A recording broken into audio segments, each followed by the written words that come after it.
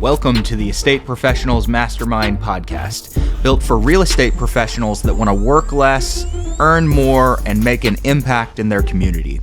For information on how you can become part of the estate professionals community, visit probatemastery.com.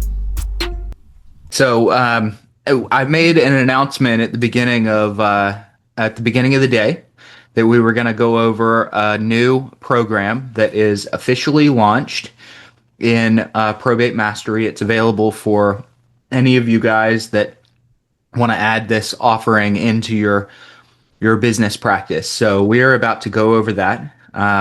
Depending on how long, I have no idea how long it's going to take and what questions that you guys are going to have around it. So we could take the whole call. We could take a small piece of the call. I'll start with that. And then you guys feel free to ask any questions that you might have. And if we eventually move on to just general probate information and a normal Tuesday coaching call where you guys ask questions and we practice and role play and strategize on deal strategy, that's completely fine. But if we spend the whole time talking about this platform, that is also okay with me, right? So I'm getting my website up to be able to show you, and this is not currently tied to with a button to Probate Mastery. So when you guys try to find it, you're going to need the actual link itself, and I'm going to throw it up on the screen. This is our new platform, and it's eventually going to be tied to something that you can get through probatemastery.com, but right now it's not.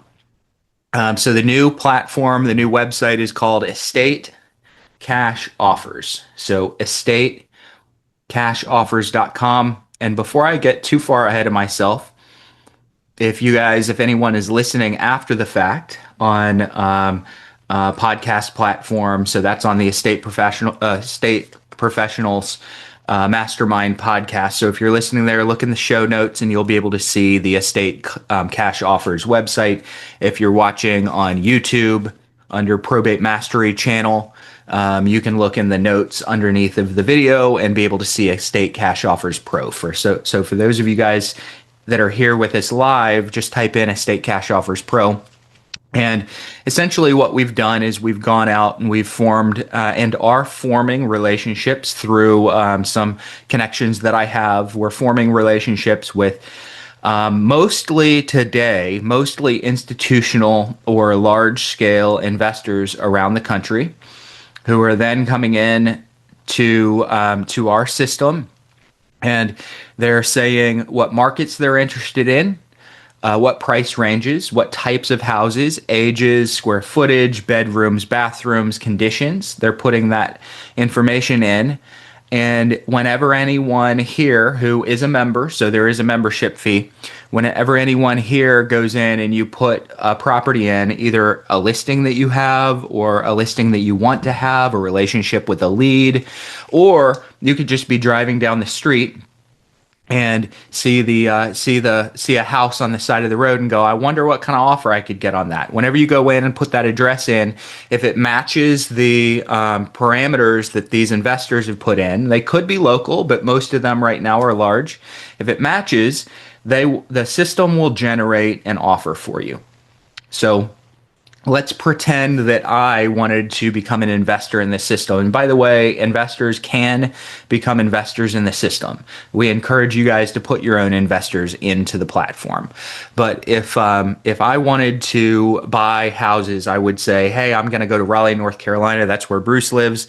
I want to buy houses there, and I want houses that are 2001 and newer that need a little bit of love, that have been owned for at least 5 years, and that have 3 bedrooms. Okay, so I just made up some parameters. So as an investor, anytime a house like that in that area hits the system, I could tell the system, I want you to make an offer of 80% of AVM.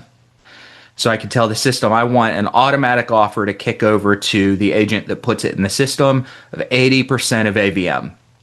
Investors, if you guys want to wholesale, you could do that through a system like this as well. So the investors go in, And when you pop your properties in, your offers roll in. So I teach when I prospect, especially in the probate space. Now you could use this in other spaces as well. When I prospect, I teach agents to, as an agent, instead of saying, "Hey, are you going to sell?" "Yes, I'm going to sell." "Hey, could I talk to you about listing your house?" Instead of talking about listing the house, I want you to talk about bringing you an offer. I've taught that for years. Okay. People that are selling, especially an inherited property, they would much rather receive an offer. Now, most of them don't recognize that when they do receive an offer on their house versus putting it through the MLS with an agent, most of them don't necessarily always know right away that their offers are probably going to be 70% of market value. Most sellers don't always know how it works for investors. But they would rather just get an offer, especially in the beginning. And maybe they don't like that offer and maybe they end up listing the house. That happens all the time. They don't like the offers that they're getting, so they end up listing. But they're normally looking for offers first. So if you show up and someone says, "I'm going to sell," and you go, "Hey, can I come show you my listing plan?" You've got a really high likelihood of them saying no. So when I say, "Hey, are you thinking about selling?" and they go, "Yes," I go, "Hey, when you sell, and I know that that might be in a couple of months, do you think maybe I could bring you an offer?" I get 100% of everyone that I ask that question of to say, "Yes, you can bring an offer when we sell." And if I can arrange an appointment, what I'm going to do is I'm going to go in and I'm going to pop the address into the system, and I'm going to generate the offers from the investors that house matches in the system. So I'm going to show you guys a property that we just looked at a little bit ago with our team of partners. So we just popped this house in. Within a couple of minutes, these offers came over. Now, these aren't written offers. They still need to be finalized. The investors and buyers still have not seen the house. It might need repairs. I haven't seen the house either. Might need repairs that we don't know about, things like that. But at least now you know that you've got offers that you can take and put in front of your seller. And maybe they take them, maybe they don't. Okay. So this property is based on an AVM of 1.5 million. I don't know if that's perfectly accurate or not, but that's what the system thinks. I have 9 offers, and this is within about a 15-minute period. There could be a couple of others that trickle in over the next day, but right now in 15 minutes, I have 9 offers. All right.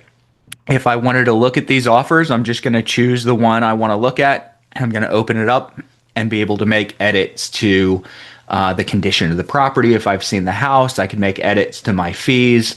I can edit a bunch of things before I take it to my lead, to my seller, whatever that relationship looks like. So anytime any of these that show up with a little purple wrench, these are all fix or upgrade before you sell.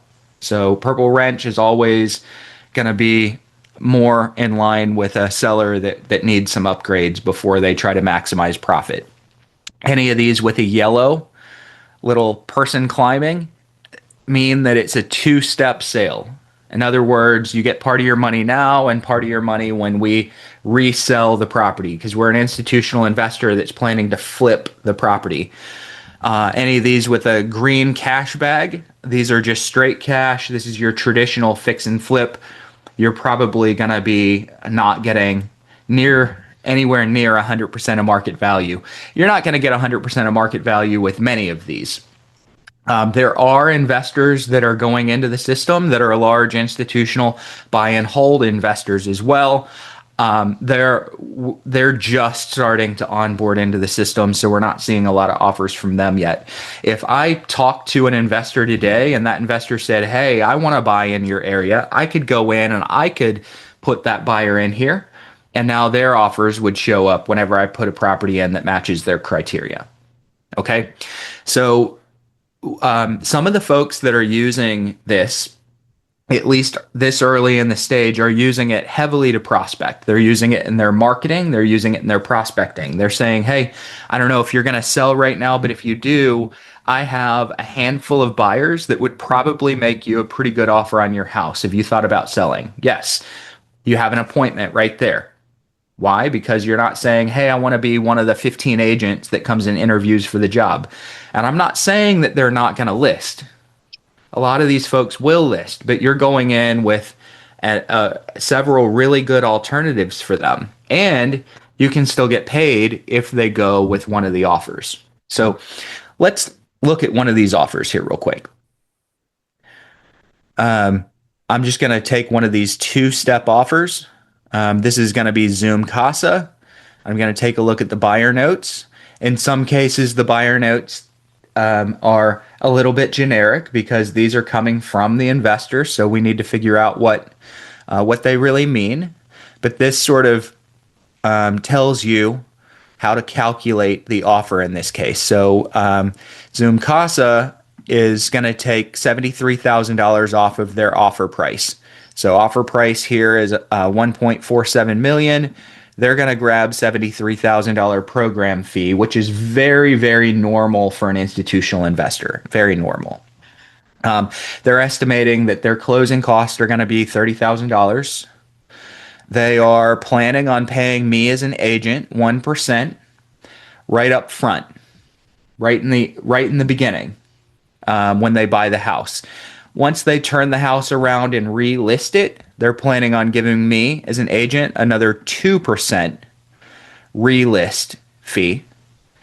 Now, I didn't really like that, so I added another 3% agent fee. This is something that I added, and this is not accounting for what they may pay a buyer's agent when they relist the house. I'm assuming that that's in here. That's my guess. Should be. All right. So their total offer is 1.278 million, which works out to being just over 85% of the AVM. Again, I haven't seen the house. They haven't seen the house. It could need some work. Let's pretend that I knew I'd been in the house. I'd seen the house, and before I went to finalize the offer, I knew that the house needed $100,000 worth of work. I could go to this edit button, just so you guys see where I did it. I could go to this edit button. I'm going to skip all these seller notes. Okay. You could put seller notes in. That's great. But I'm going to skip them. I'm going to go ahead and add any fees that I want to get paid as the agent for bringing the offer.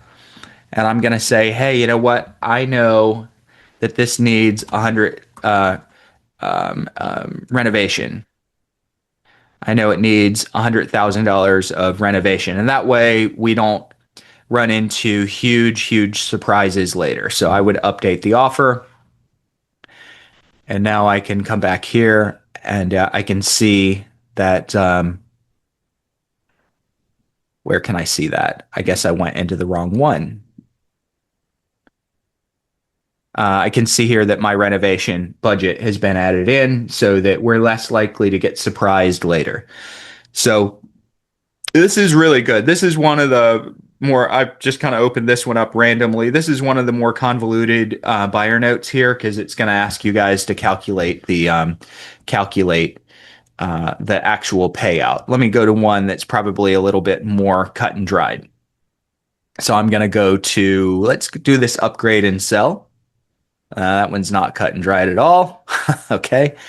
Let's see, fix and list. Okay, here we go. This is a little more normal. So offer here is 1.544. They're going to give they have a reserve of 28%. So this is going to be kind of what they hold back for later.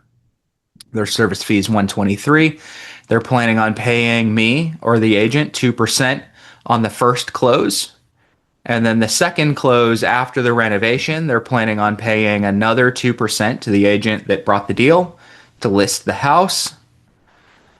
And they're estimating $61,000 of repairs. I didn't put that in. That's just their algorithm. Okay. I could go in and I could change this if I wanted. So they're telling the seller, hey, when we buy the house, we're going to give you 841. When we resell the house, we think we're going to give you 432. You're going to make a total of 1.274, but we're going to renovate the house and sell it. So let's say I'm the agent that put this in the system and I say 4% is not good enough. I don't know why 4% on a 1.5 wouldn't be good enough, but let's pretend 4% wasn't good enough. I could go in, go to edit, click next, and say, hey, I need 5% more. Okay. And I know that this house is going to needs a new roof of $20,000. I could add those. I could update the offer. And whenever my system catches up, I go back in. And now you can see here that I've got $77,000 in additional commission added to what I'm going to make and $20,000 accounted for a new roof. And that brings their actual offer to 1.176. And I just do this with each of the offers that I want to take to the seller and present to them. So there are people early on with this platform that are using this to go generate boatloads of listings for themselves. They're going in. I've got one guy that's already taken several listings, but he's gotten in the door by saying, hey, I have several buyers that would be interested in your house. And these are legitimate, financially backed buyers that would buy.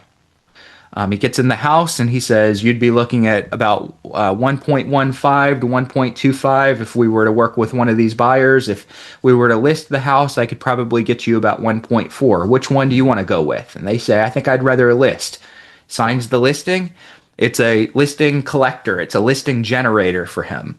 Now, he always makes sure that he puts in a 4% additional 4% agent fee. So he's gotten several of his sellers to take the offer as well, and then he's making 4, 5, 6% for facilitating the transaction with that buyer on a listing that he would not have had otherwise, on an appointment that he would not have had otherwise. So hopefully you guys see how this could be just a monster door opener for you, for prospects. You could look at a probate list and you get 100 probate leads. Theoretically, you could put 100 properties into this system and generate offers on 100 people that you've never even talked to before if you wanted. I'm not sure I'd do that, but that's something that you could legitimately do to try to generate appointments for yourself.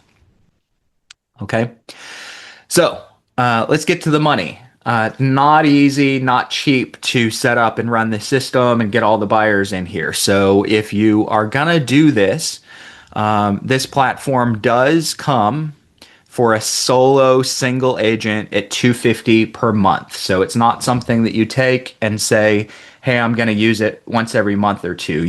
If you sign up for this, you need to use it weekly, daily, if you can. You need to use it. So solo agents can get in for $250 a month, use it as many times as you want, and put your investors in. So if you guys have your own investors, you can put them in.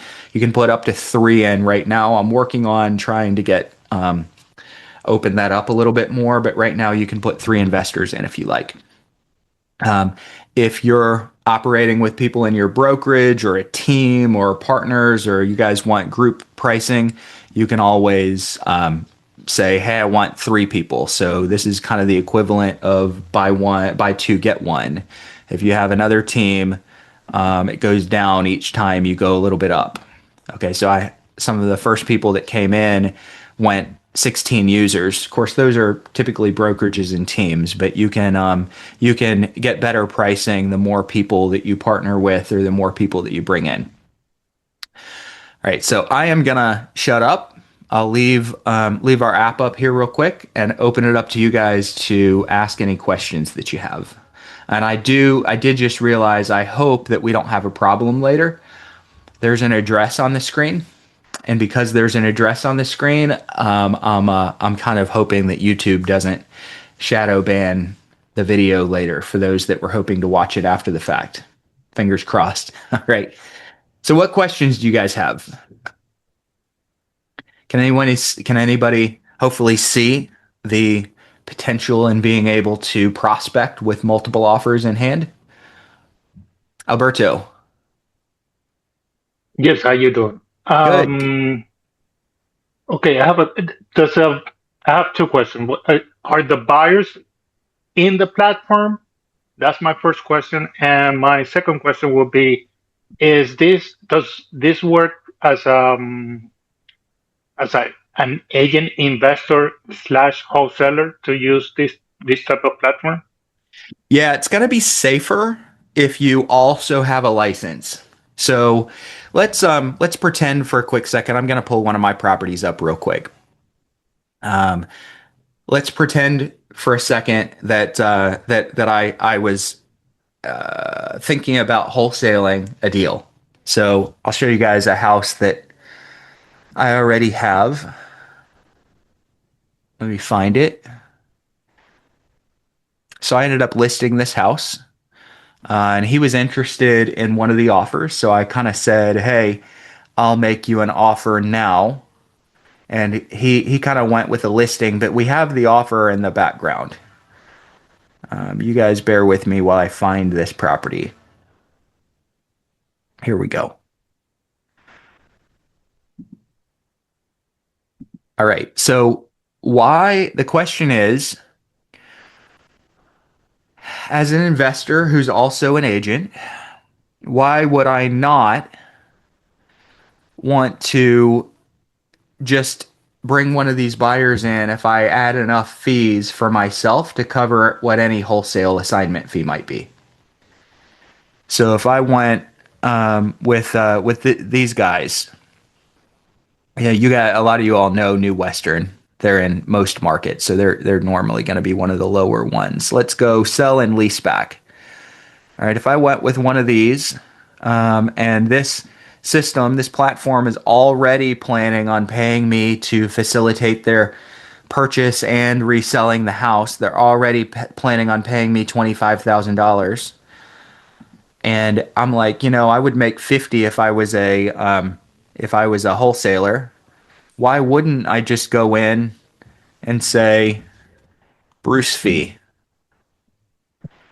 and then go $25,000 and then update. And now when I go in, I can see that I'm making 25 here to facilitate the sale 2 times. I'm making 25 here. So I could absolutely do that. I think that it kind of eliminates, especially if you're an agent, it eliminates necessarily the need that you would have of signing a contract because you can just put your extra fees in if you want. Um, um, Right. So as an agent, how do you do it with the homeowner, with the uh, seller? yeah, with the homeowner, you're writing a contract. When you go to finalize the deal, and finalizing the deal is going to look a little bit different for each investor that's in the system. When you go to finalize the deal, they're just going to send the deal over, and I believe that like these guys, this particular one would have you represent them as the buyer. Okay. You could sign a listing agreement with your seller and represent the seller and just say, "Hey, I represent you, but the buyers, if we working with this buyer, they're gonna pay me." So of course you could kind of do it either way. You could say, "Hey, I'm gonna sign a listing agreement with the seller," or "I'm strictly gonna work with the buyer and write a deal where they are paying me." So you've So got you a lot of can, different choices. okay, so what I'm understanding is that you can, like, let's say a for sale by owner, you can, that you said, I'm going to bring you a buyer, I'm going to give you an offer, and you put it in this platform. Hmm. So you're not representing the seller, so you're looking, you can act as an agent slash wholesaler representing as the buyer to the investor. Yeah. For me, my Okay. argument is I think that this eliminates your need to be a wholesaler writing a contract in your name. You just get the contract Right. written in the end buyer's name and make your fees high enough to cover the fee that you want to make. Right. But Of course, yes. it works if, for example, I'm a licensed in Florida. Hmm. But I also make deals in, for example, in Georgia. I'm Yep. not licensed in Georgia, Um, I so I believe wholesale that in that Georgia. could work. In that case, I would probably want to do the wholesale. I would probably want to wholesale if you don't have a license in Georgia. Okay. Yeah. So in that case, you might know what the offers are going to be and go ahead and write a lower offer and then try to flip it to your buyer that you already know exists because you've already looked at it here. But if I had a license in the state that I was putting the deal together in, I would just do it as an agent. Right. Yep. Okay. Okay. And it does come to answer your first question. It does come preloaded with investors. So yes, you can put your own investors in, but we are onboarding new investors all the time. So investors, the investor list is only going to grow. I think that there's 40 plus investors in the system that are institutional investors. So we're talking hedge fund or large pools of private money already in the system, ready to go. They're actively buying. We've just gone and chased down those investors that want a quick and easy access to the houses that we're putting up on the market. Okay. Sounds good. Good. Okay. Hey, Jeff Luna. Bruce, somebody had mentioned if they could bring investors into the dashboard and the platform. Mhm. What's the requirements for them? Like, I'm sure there's some rules that they have to comply with to be a legitimate, credible buyer in the system, right? Yeah. Yeah, mostly just proof of funds. So it's going to go to a back end. Basically, I know we're not underwriting an investor because they underwrite themselves, but it's almost as though it's an underwriting team that we've contracted with that's going to review their financial documents and their experience and make sure that they're good to invest. So we're not putting wholesalers in here. Love any wholesalers on here. We love you guys, but we're not putting wholesalers in here. We're putting companies in here that plan to close. Okay, plan to close and have more than enough ability to close. So if you guys were to put an investor in, this is kind of where we start with that.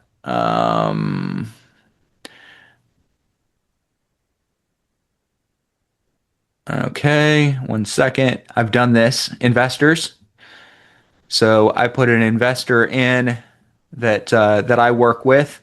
I sent an invitation and he filled out. Okay, he's not been onboarded yet. So I sent an invitation and he filled out all the financial documents and submitted it. And then there's an internal team that's kind of reviewing or an external team that's reviewing his criteria as an investor. And as soon as his criteria is set and he puts his parameters in, says what market he's in, age of home, condition of home, price range of home, percentage of value that he's willing to offer, his offers are going to start to get auto generated if I were to put an offer in that matches what he's looking for.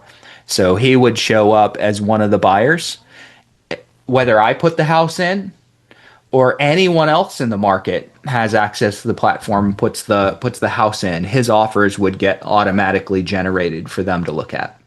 Now, not finalized. I want you guys to remember, not finalized. So if I wanted to finalize one of these offers, it's going to ask me to fill out some additional information. I'm going to say, let's get started. Do I have a listing agreement? So this is where I might say yes or no. Depends on what I have already done with the seller. I'm going to go in and put my estimated value in, throw my mortgage balance in, different details like this. I'm just going to say zero. Let's go through this process. I'm going to say single family. Here's the lot square footage, occupancy, no HOA. I'm going to try to go all the way through without finalizing this. Fingers crossed.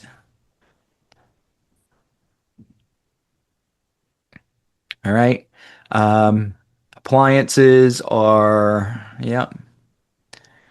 I don't want to go through too much if it gets boring. Yep. Never. Kitchen notes. Dated but functional. Next. And so on. So we're just kind of going through and we're adding details about what's happening. Now, I know that the house needs some renovation that they don't know yet. So I'm choosing the offer. I'm their eyes and ears telling them what the condition is, and I get through, and when I'm done, they're gonna say, okay, here's our updated offer. So they'll review notes, and then they'll send their updates based on the notes and things that I put into the system. So there's 7 different steps. I'm not going to go through each 7 steps because you don't need me filling out all these notes for you guys. So you can put your own investors in, or just simply use the preloaded investors that already have their criteria loaded in. All right, let's add a property. Do I have anyone that's interested in maybe volunteering your house? I don't want anyone prospecting right now. Does anyone want to? Okay. And if you don't want to, wants to I say, can give hey. you one. Hey guys, I'm butting in here with a quick ask. If you're getting value out of this coaching today, I want to invite you to check out my Probate Mastery trainings over at www.probatemastery.com. Probate Mastery is for you if you're an agent or an investor that wants to work with motivated sellers that have inherited real estate that they don't need and in many cases can't afford. These sellers are more appreciative, willing to trust your expertise, and less likely to nickel and dime you over commission or price. Why is that? They're often in the middle of a complex probate or an estate administration process, and this means that real estate is very often a burden on them, and they simply need the help. Inside of Probate Mastery, I teach you exactly where to source your leads, how to establish value, and offer your service in a way that quickly makes you, as the professional, your market's expert in the probate space. If you want to know a little bit more, go over to www.probatemastery.com. Hope to see you guys inside of the community. Thanks. I can give you one that I have right Okay. now. Let's do it. Okay, is this 154? No, 154. 00. Mm-hmm. Northwest 76 Terrace. That one. Okay. All right. Everything looked good. Also buying? No. No. Okay. All right. 5 bedrooms, 5 bathrooms. Does that seem accurate? Yes. Okay. Square footage seem right? Garage, everything Yes. look good? Okay. Yes. Property condition? Perfect. Perfect. Turnkey. Yeah. All right. Next. So the algorithm thinks that the AVM is worth 1.461. Yes. Do you agree with that, or do you want to put a different number in? Well, it is on 1,550,000. Okay, so I would just be able to go in and change that relationship. Do you have the listing? Yes. Okay, and create property. It's off market right now, but yeah. Okay, perfect. All right, so generally it's going to pull the photo in if there is a photo that it can pull in, and then it goes out and it starts looking for offers. So offers trickle in. It's usually 4 pop up pretty quickly, and then over the next 20 minutes, sometimes up to a day, the offers continue to roll in. So in this, it's usually all your offers are in about 10 minutes, but we have 4 right away. All right, so let's pretend we're just going to get rid of fix and list because you said it's in perfect shape. If we wanted to go with a cash or sell and lease back, let's pretend that the seller wanted to stay in the house a little bit longer. This offer would come in and they would give 867 now, and then when your client bought their new house and moved out, they would give 417 later, and they would give you 2% now, 2% at close. And if you ever said, hey, that's not good enough, you could go to edit and you could change the fee structure. So, I already have. So I preset in my system that I always get an extra 3% minimum. So I already have that in my system. Let me show you guys what that would look like here. So this was the system generated expected payout, but because had already previously added 3% commission, this is the real net offer. 1.241 million, which is not terrible for an institutional investor. It's going to be somewhere in the ballpark of 85%. Not terrible. What's the seller netting anyway? Seller's typically going to net 94, 93% with a normal listing. So they're giving up 5, 6, 7, 8%, something like that, to go with us the security of a cash offer institutional investor. So not bad compared to other cash offers that they're going to get.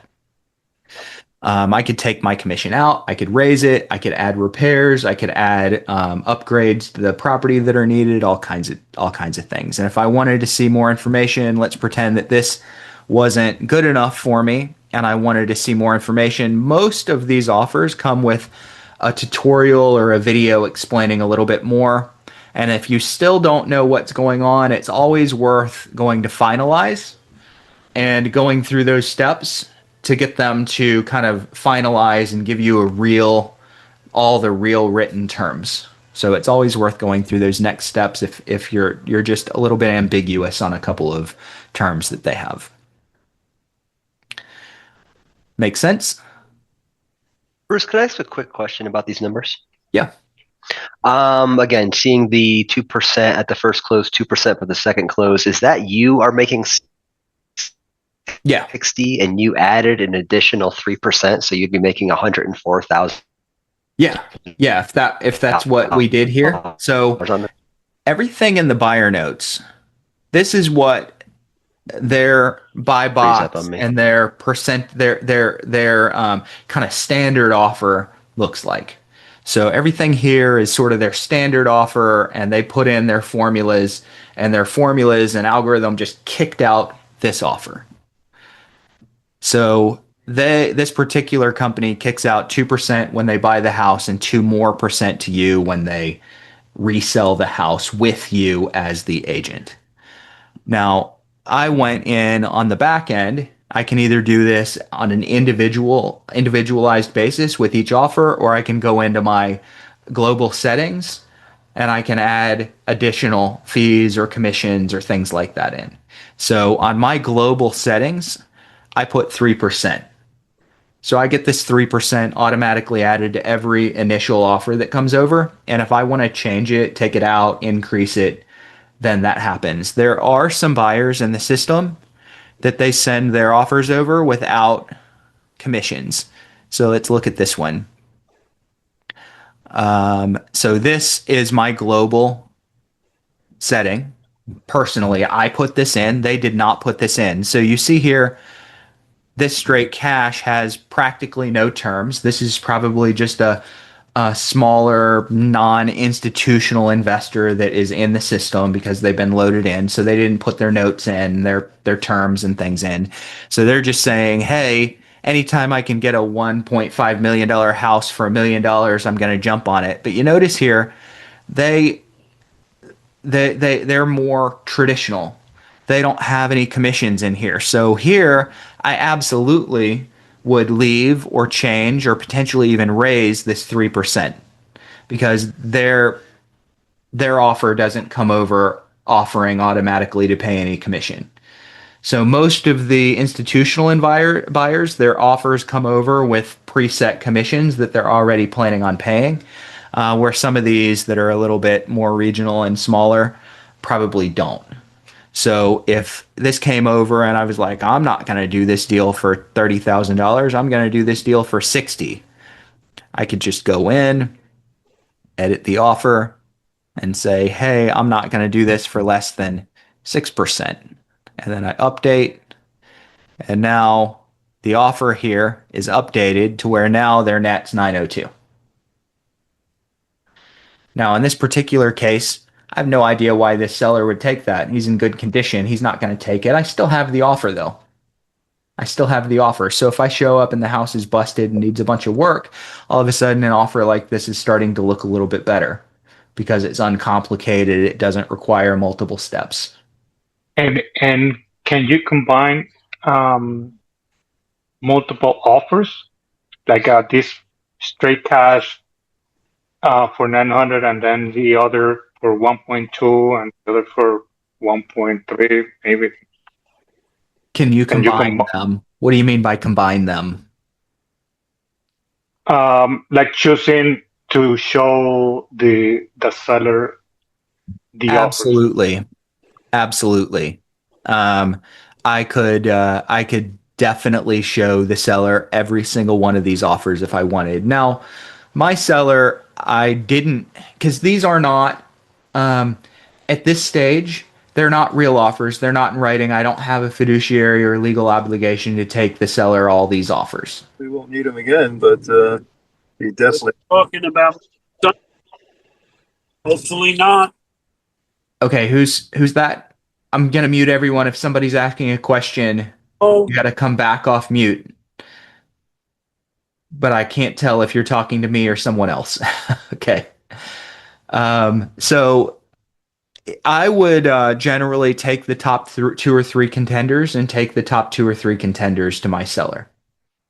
It's normally what I would do, but you can absolutely take as many as you want to your seller. You could counter the offer, you could finalize, you could reject, you can send a message back to the system, to the not the system, but the actual investor. You can edit things. It's just a lot of stuff, and I haven't even really scratched the surface of what to do here, of what we can do here. So we're And Bruce, and how the offers appears to the seller, because it is different if you have a fiduciary agreement with the seller, or like we just spoke, you have a probate or for sale by owner that you're just bringing a buyer. You don't have any fiduciary agreement with that seller. So once I see the offer ranges, again, they're not necessarily a real offer yet. They still need to be finalized. So until they're a real offer and the investor said, yes, absolutely, I want that house and I will honor that price and I want to do my inspection, that's when you're taking your paperwork to the seller and saying this is a legitimate official offer. Up until that point, it's a computer system that's saying this is the formula that the seller's given me and this house matches what the buyer said he was interested in, she was interested in. The system is just gonna show us the numbers. We're 99% sure that this is what the seller would offer if the house is in the condition that you say it is. Okay. And so who finalized the offer? We do. So if we discuss with the seller, hey, based on the condition, I believe that I could get you, let's say net proceeds, I believe that I could get you 1.5875 here and 1.242 here and 1.341 here. Which one of these do we want to pursue, or do we want to try to pursue them all? They might say we want to pursue them all. So then what I'm going to go in and I'm going to click finalize, and I'm going to go through the questions that the investor wants to have answered before they finalize and schedule their inspection and write the paperwork. Okay. Thanks. Okay. Yep. And I wish Phil was here. Is Phil Aitken here by any chance? Phil, are you here? If you're here, please unmute yourself. I don't think Phil is here. There's a way to send all these offers or some of these offers over to the seller in a dashboard preview. I haven't done that before. I'm usually just verbally giving them some numbers and then I'm finalizing it with paperwork through the system. Alex, what do you have, man? Thanks. I have two questions that are kind of related. If I don't have the listing, how is my deal protected? Or does this system automatically make me the buyer's agent? Yeah. So the seller, to my knowledge, the buyer, forgive me, the buyer is not really seeing these until you say, I want to finalize. So would I sign a listing agreement? Yeah, I would probably lean towards signing the listing agreement, but you can sign a buyer rep agreement with the investor once you guys are in communication as well. If it was me, I'd probably sign the listing agreement. Now, if you're in a new state where you're maybe not licensed, I might write a contract and then try to assign it to these guys. This is a little bit better as an agent tool than a wholesaler's tool. I do want to say that. So if it was me, I would at least sign a listing agreement saying, hey, the buyer's going to pay me on this one, and this listing agreement is good for this buyer, and this buyer. At minimum, I would get that from the seller. If somebody chooses to use it a little bit different way and say, hey, I don't need an agreement, then that's fine. You're protected mostly because these investors are going to get kicked out of a system that they're potentially going to make many millions of dollars out of if they go around you. That's the big thing, is the system. These investors want to be in the system. They want agents putting properties in their lap. And if they change terms often, if they throw in extra fees that they didn't disclose up front, if they go around you as the agent that put it in, they're gone. And for most of them, that's really bad. And I know that they're not seeing the property until you go to finalize it anyway. So they've signed an agreement with our platform that they're not going around you. And if they do, they're out. They're out. But that could only be proven if I already had the listing. But if I don't have the listing, they could go around, and how could they prove? Or maybe they say, no, we were already looking at that property. Feasibly. But they're not seeing the house until you go to finalize. So Okay. they don't see the address I see. and the number that the system gave us until you go to finalize. So could two agents put the same property in and use it for prospecting? Yeah, that could happen. So the buyers, they're not in there going, oh, these three properties were just submitted. They don't see them. The algorithm sees them, generates what it believes their offer would be based on the equations that they put in. When you hit submit, that's when it goes to the investor. When you say finalize, that's when it goes to the investor. Okay. Are there ways that these investors could possibly see the property some other way? Definitely. Definitely, there are ways that the buyers could see the property a different way. But just putting an address in doesn't show the investor that you put an address in. Not until you go to finalize. And the investor's going to commit to the offer. It seems like you're submitting numbers to them, and they haven't really kind of evaluated them. They're just going by the computer. So, yeah, commit to the offer. No, so they're not committed. They are committed and showing that if the properties match this criteria in this area, and the house is in the condition that you, as the person that submitted it into the system, if it's in the same condition, they're committed to giving that price. Has anyone done an open door offer or like OfferPad? Have you guys ever done any of those institutional offers?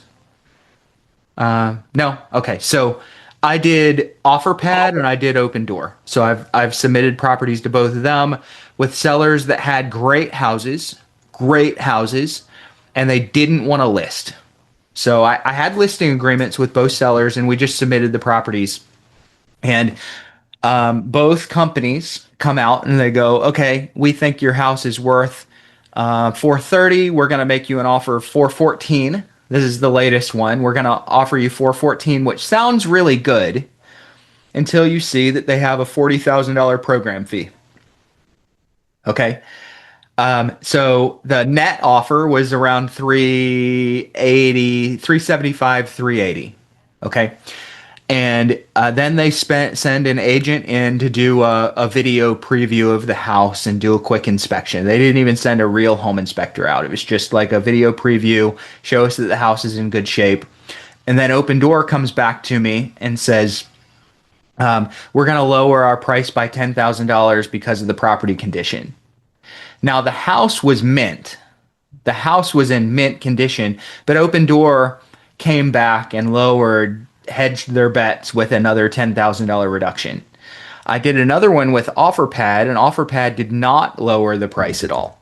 So these institutional buyers, that's basically how they operate. Like, hey, here's the offer.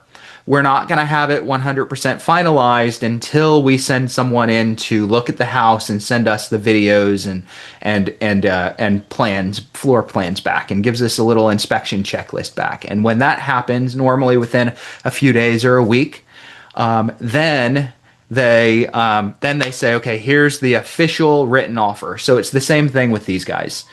The official written offer doesn't happen until you finalize, and then they have somebody put eyes on the house and check off that they've checked the conditions that matter, and even put some video over to them. So no, they're not locked in, ready to sign right now, but they're really, really, really close to the final offer, the way the final offer would be at the end of the day. Assuming that there's not weird condition problems that we don't know about yet. So if I was doing this with a prospect that I'd never met before, and I said, hey, I could most likely have one of my buyers or a handful of buyers bring you an offer, and I go to the house and I already know we're going to be looking at 465, 475, 455. I already know that. I could take those numbers, but then I walk in and I go, this carpet needs to be replaced and the roof has holes in it. I go, I think I could get you 455, but they're probably going to come in and want to change that by $30,000 when they see the roof and the carpet. So I just need to know that there's going to be changes based on condition, and be able to verbally communicate that, and then say, if we want to pursue these, I need to finalize it and bring them in for an inspection. Or we could talk about listing. What do you want to do? And now I'm in a listing discussion. And I want most of you guys to realize, depending on your market, in my market, this is going to get me in a lot of doors. I'm going to go listing on 90% of the appointments that I get by using the system. I'm going to get a listing and not go with an offer. The one that I showed you a little bit ago, I brought offers. We listed. Offers were going to be about 50, 60,000 less than we thought we could get on the market. So we listed the house, which were about 10% lower than I think I can get with the listing. Not bad. 10% is not a bad discount to go with cash. Right. Roger. Good afternoon. We having a good day so far? Yeah, we're having a great day. I don't know about everybody else, but I am. We're having snowmageddon over here in northwest Arkansas. I mean, it's about 4 inches of snow. It got up to 6. It's a little thawing off a little bit. But I really love your program, and the market that I'm in has been replete with very aggressive investors. This is a wonderful way for me to show beforehand what an investor would probably pay for their home, and these are the services that I provide as an agent. And Arkansas also allows me to double in, be a duplicate agent for the buyer and the seller at the same time. Love this program, dude. Is it exclusive for just one agent within a national in a national thing in an area? Nope. No exclusivity. Sorry. Okay, Yeah. I understand, but it seems to me that I'd want to go in for a listing agreement and have this ready to show them, or say, I'll bring you one, and we'll see where you want to be at getting a home buyer or an investor to purchase the property, because there is a significant difference, and the investors here are confusing that line. We'll give this to you right now. You can go down the street, and this shows a retail seller what the difference is, and I love that option for you. There was another question that I had here.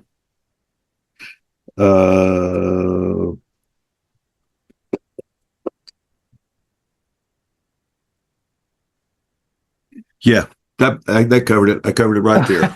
Okay. All right. Good. Yeah, and I just want to add a little clarity. There was another hand up that dropped. Queenie, I know your hand's up from probably someone that chatted a question in. If your hand came down, put it back up if you still have a question. I'd love to answer it. The really important thing is it's kind of an appointment setting and a prospecting getting tool. Are you going to finalize some of these offers? I would certainly hope. I mean, look at this. We've gotten 49 properties put in here with our team. And some of these are example properties, but we've put in 49 properties with our team through North Carolina in the last couple of weeks. So if you're prospecting and if you're seeing houses, you should put the houses that you're prospecting in here so that you can talk to those folks and say, hey, most likely I could get you an offer right now. Tell me about the condition. Can I come see it? Let's talk through this. And then you show up and you say, hey, most likely you're going to be somewhere between this and this. And I have 3 buyers that would be in that range right now. I have 4 buyers that would be in that range right now. The only thing that we need to do is finalize, is answer some questions, and they would have to send inspectors out, but they would make an offer within generally 48, 72 hours if we told them that we wanted them to finalize an offer. And do you want to do that, or you want to look at getting a little bit more money with a listing? If they say listing, I'm going to go, oh man, that sucks. I really didn't want to list a house. I'm just kidding. I'm going to take the listing because that's what I wanted anyway. It's what I wanted anyway. All right. Let me go, Queenie. What do we have? Oh yeah, so there are a couple of questions in the chat. Can you hear me, Bruce? I can. Yeah. Okay, so the first one is from Kenny. He says, to clarify, we have it under contract for an agreed upon amount and we market the property on this buyer software? You can. Here's the one thing that I'm trying to figure out. For those that do not have a real estate license, I'm trying to determine the ethical issues that you may have. Do you need to be an agent? Well, absolutely. If you're putting a commission on here, if you're taking a commission, you have to be a licensed agent. So if you are a licensed agent, I just put properties in that are outside of my state, outside of where I have a license, and they're offering me a quote unquote agent fee. Well, that house is going to have to get listed anyway. So who's to say that that agent fee doesn't go to an agent that I choose to work with? So I could contract the house and then try to flip it to one of these investors. I could do that. I haven't. To me, that gets a little bit muddy, and I haven't really thought through the process of wholesaling through this platform yet. I really haven't. Can you? Yeah, I think you can wholesale to the investors in this platform. This works especially well for agents, though. I think it works better for a licensed agent that is planning on taking the commissions that the investor is offering, or even adding some of your own commissions in if you want. If I wasn't licensed somewhere, I'd probably write a contract and then I'd go to finalize and I'd say, I'm the seller. I'm assigning it to you investors. I just don't want wholesalers to jump in here and go, hey, this is perfect for what I do. I don't think it is perfect for what you do as a wholesaler. And there's probably some questions that you should ask that I don't have the answers to right now. And if anyone does see some ways that wholesalers could use it, please let me know. But I'm generally an agent first, and if I invest, it's usually going to be a flip for me or a buy and hold. Eric. Yes, sir. I'm curious, what is your script specifically along the lines, or what would you say? I mean, because all these first closings, second closings, I totally understand, but I'm curious, how would you present that to a potential seller, that there's going to be 2 closings? Obviously, it may take a few months. How do you explain this to people that just want to get the money right away? Sure, absolutely. So I'm going to go into them and I'm going to say, hey, I don't know what your all's needs are. So when I work with someone that's a seller, I generally like to present a few different offers. So there's a couple of different buckets that we could fit in. Number 1, house is in great shape. We could choose to list and pursue full market value or the highest market value with a more traditional listing using my process. Option 2 is we could look at a cash buyer. Now, cash buyers are usually going to be anywhere between, let's say, 70% of market value and 85% of market value, depending on the buyer. Now, here's 4 examples that I have right now of buyers that I know would probably write an offer in the next 2 or 3 days if we wanted to. And then I would pop it up and I'd go, and personally, I'm a little bit more of a pen and paper guy, so I'd write out and I'd say, for example,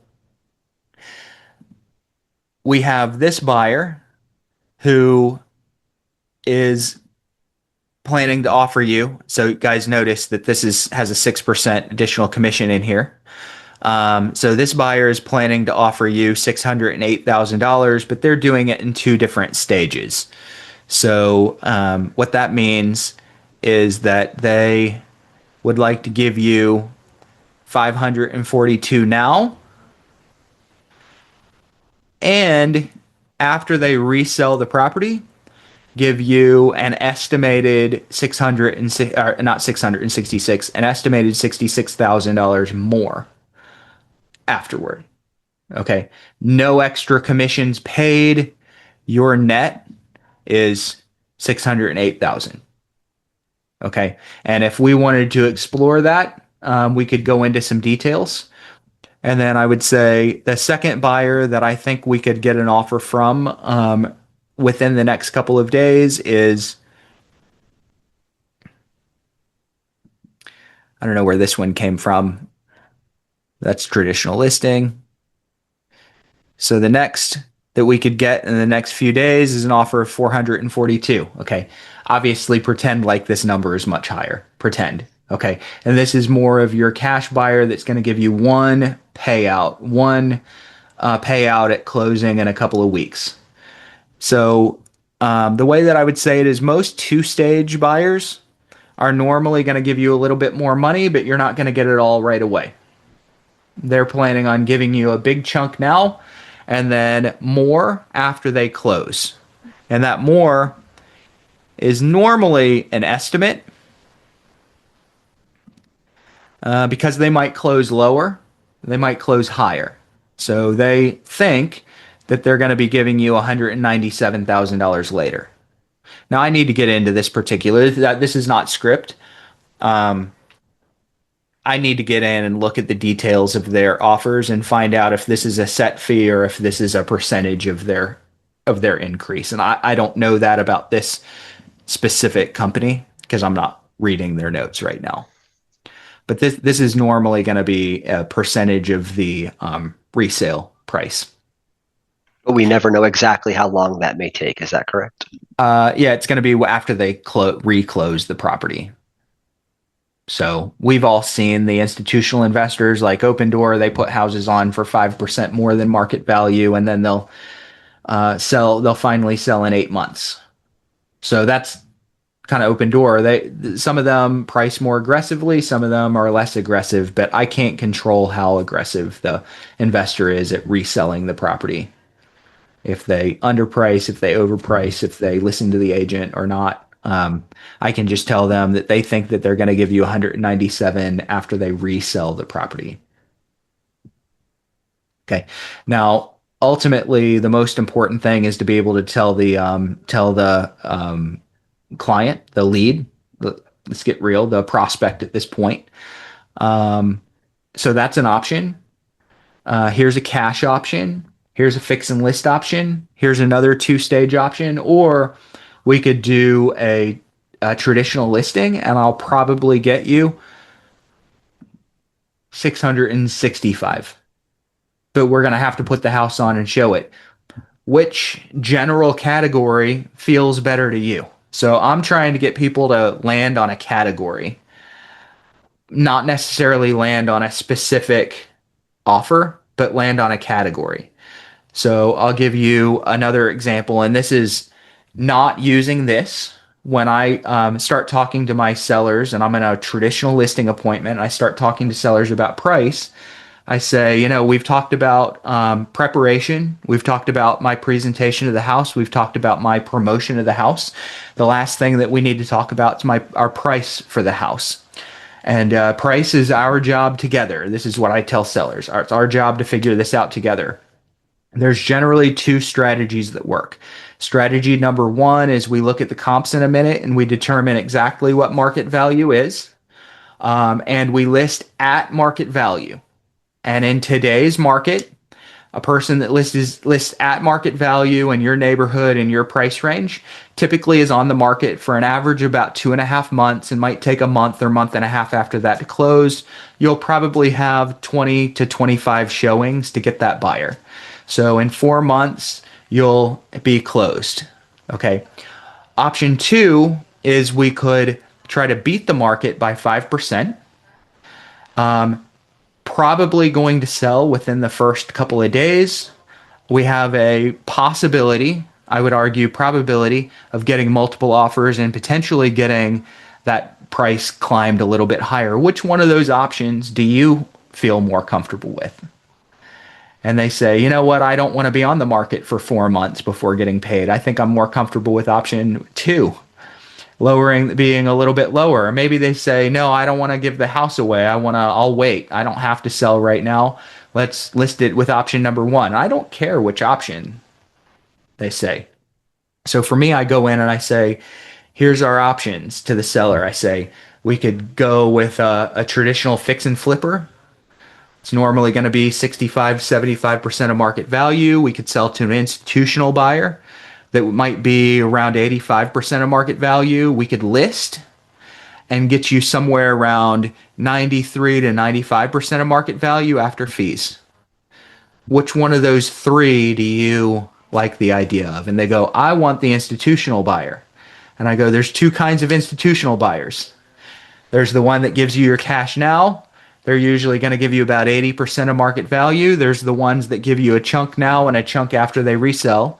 And they're going to be somewhere around 85% of market value. Which one do you feel more comfortable with? And they go, I want the one that gives me a chunk now and a chunk later. And then it's really easy. I go, here's the 3 that'll give you a chunk now, a chunk later. Which ones do we want to try to get to formalize? And they say, I like this one. And then I go through the formalization process of trying to lock down and formalize the offer. So you formalize the offer. Ultimately, is that written in the actual contract that they're going to be paid twice? I mean, let's just say that institutional buyer does not sell the second time. The market changes, market crashes. What's the risk of them not selling, or your client not getting any money a second time? They'll sell. It depends on the institutional buyer. It depends on whether it says, hey, we're going to give this to you flat out.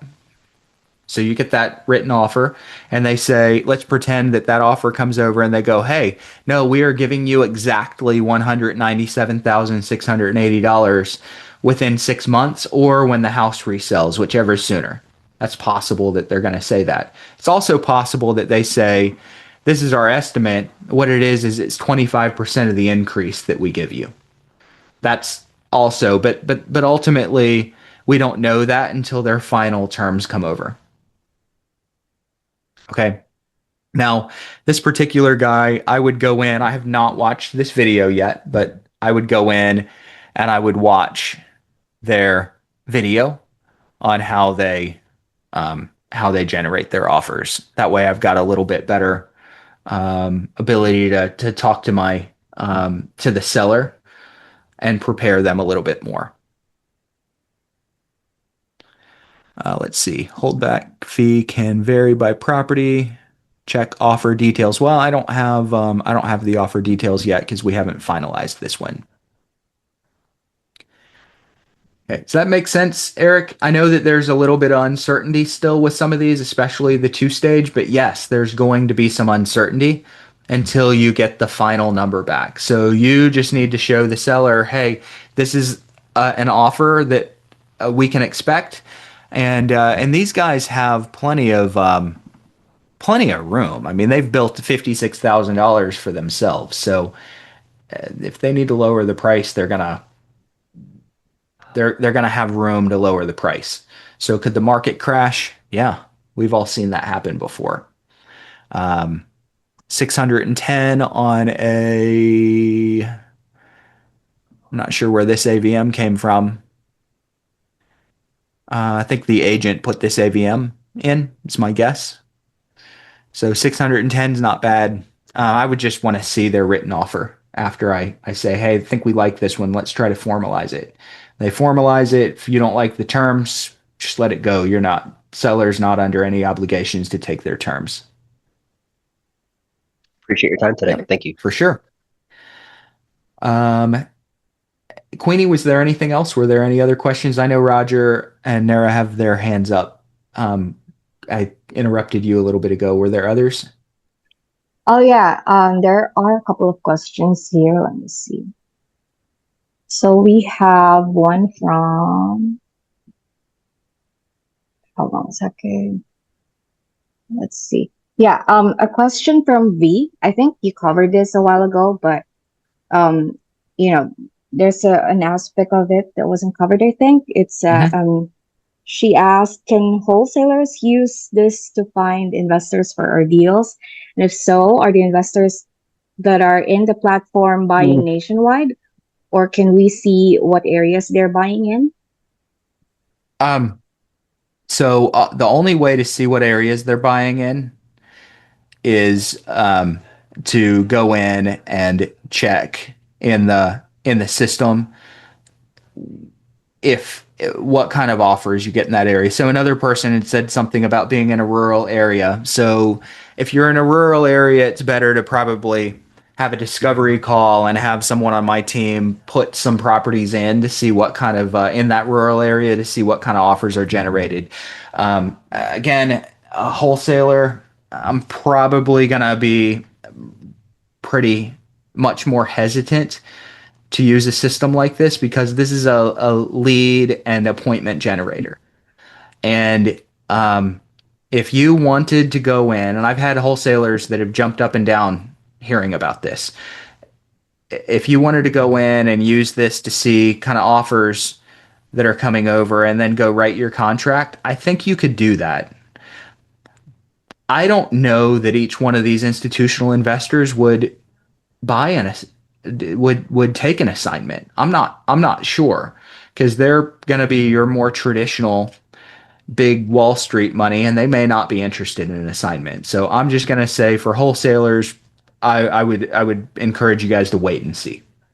Let's just say that. That's going to be my official stance. Your wholesaler, wait and see because I don't want to tell you something that's wrong. For an agent, I know for a fact that this is an appointment getter. And for most of you guys, it's going to turn you into a listing agent at the end of the day. Yeah. Okay. And there's another one, Bruce, but I think Nara has a question. Yeah, Nara, go ahead. Okay, so this is a little bit off topic. I was just wondering if you guys have any recommendation for a good skip tracing company. If I'm targeting certain distressed properties, just wondering. Good skip tracing. Good skip tracing. Probably the best is either LexisNexis, which is really, really hard to get approved for. Really hard.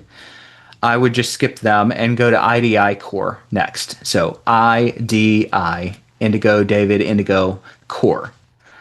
They're the best. Like they're really, really good. Their prices are a little bit high. So second, I would consider getting PropStream's $199 monthly plan. So PropStream has a $99 monthly plan where you pay like 20 cents extra per skip trace that you do, but they have a $199 plan where all your skip tracing on up to 50,000 properties is free. So I would consider PropStream's $199 plan. After that, everybody's a dime a dozen. There's thousands of others out there, and they're all pretty much Skip Genie. I hear good things about Skip Genie. There's just a lot of them that kind of all do the same thing. Propelio, I've used Propelio successfully, but they don't like you doing more than 100 a day. Ben Verified is a good one if you want like 1,000 records a month. Ben Verified for $139 a month. I've used them. I liked them.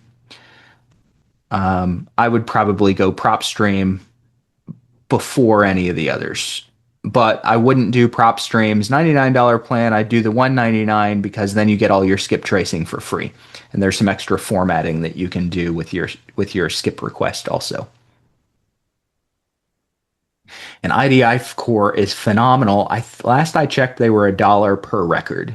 $1 per record. Their data is tip top, better than everybody else. They're also 3, 4, 5 times higher than everybody else from a per record, per search price. All right, we are way over on our normal time. I told you guys that this would be recorded. I'm worried. This is recorded. I am worried because YouTube, which is normally our hosting for all recordings, YouTube likes to ban your videos when they can see contact details for people, including potentially property addresses. So I'm a little bit concerned about this video going up on YouTube. Might take some extra editing, which would take us extra time. And even then, it still worries me a little bit that they're going to take it down. So we're going to try to have a backup, but don't expect this up in our normal 2-ish day turnaround time. It's possible that it'll take some more time for this particular video since there's numbers and addresses on the screen.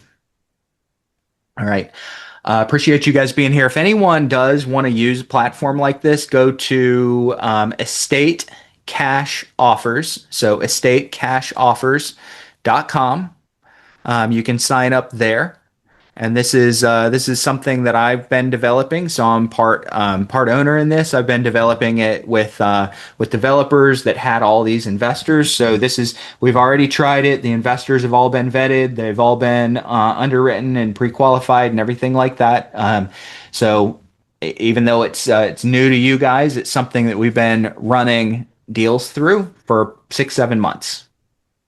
And before I let you guys go, Queenie has something else. Oh yeah, it's about signing up in that platform. Camille said she tried signing up, but it went wrong like 2 times. So there's an error. I wonder what the error is. Let's see. Where did it go wrong? Maybe in the opt-in. I'm not sure exactly where it went wrong, but it kicked me out. Well, Camille, you're a partner, so you already have a seat. Oh, okay. Well, maybe that's why it didn't like me, because maybe it kicked me out because of my email address. Yes, that's why it kicked you out. Okay. Okay. All right. All right. Thanks. Okay, guys. Appreciate everybody being here. Thanks so much.